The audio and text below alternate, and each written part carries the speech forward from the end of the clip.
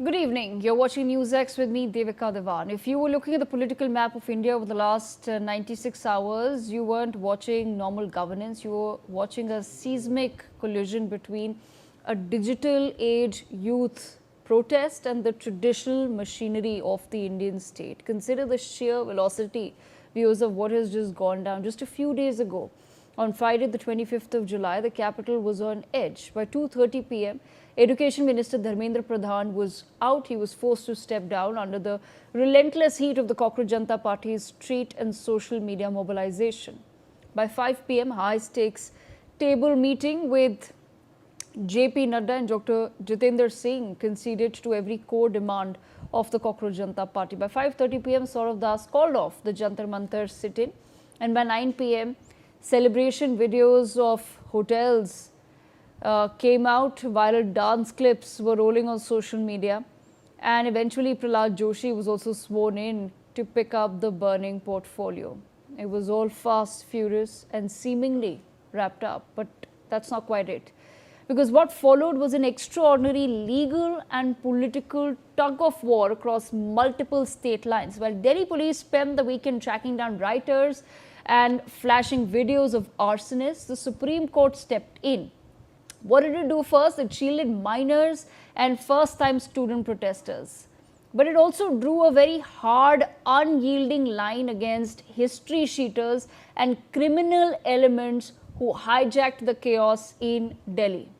Down in Bihar and West Bengal, state governments scrambled to wipe the slates clean, dropping mass FIRs against protesters. But in Assam, legal battles flared, and right as we crossed into this week, the plot twisted yet again. The CJP, fresh off their victory lap, turned right back around to oppose the Supreme Court's strict stance on history sheeters, tossing out fresh threats of a renewed agitation.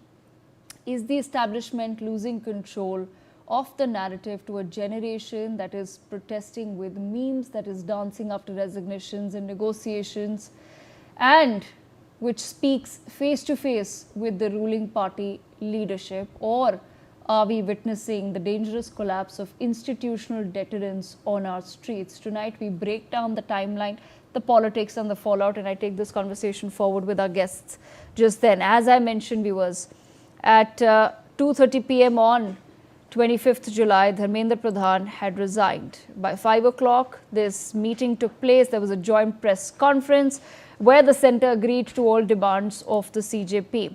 At 5:30, Saurav Das, chief spokesperson of the Cockroach Janata Party, announces the end of the protests and asks all protesters to go back home.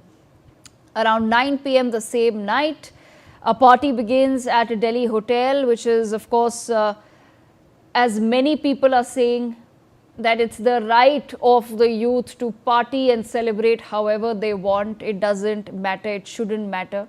But yes, these videos have circulated online and they have attracted some strong comments about the CJP as well. At 9:45, we get news that Prahlad Joshi has been appointed as the new education minister. At 10:30 p.m., the cops have managed to clear out the protest site at Jantar Mantar. Next day, 11 a.m., Delhi police has released videos of arsonists and lumpers who were at large in this protest.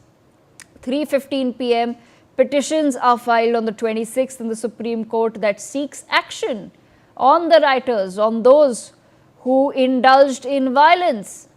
At 6 p.m. on the same day, Bihar government decides to drop all FIRs against the protesters, meeting one of the core demands of the CJP. Next day at 9 o'clock, Delhi police identifies 250 plus history sheeters in the July 20th violence, all whom were found basis on CCTV evidence and facial recognition systems that were deployed by the Delhi police at the protest site.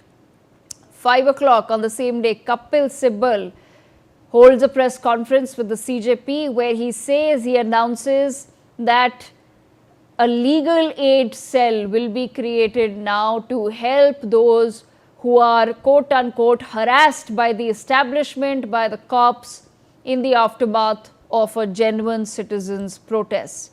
At 8:30 p.m. on 27th July, Assam police revokes cases against protesters as well.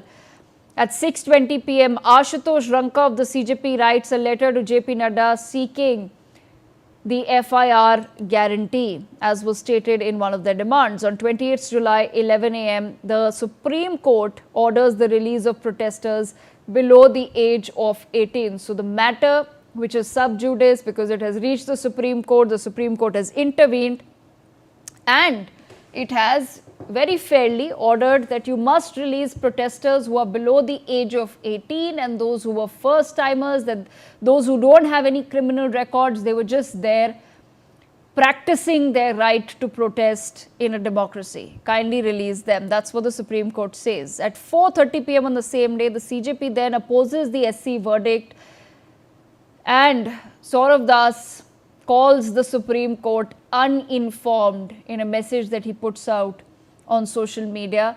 The CJP then threatens renewed protests. On 29th July at 9 a.m., West Bengal also joins in as far as Bihar and Assam are concerned, and it withdraws suo motu FIRs against the protesters. So that's where we stand, viewers, at this point in time. But what are the precedents that we're setting, and do we now, just as we've seen focused on reforms in the education system, do we now also need to focus on reforms as far as protests in this country are concerned, and what is allowed and what's not allowed? Joining me on the broadcast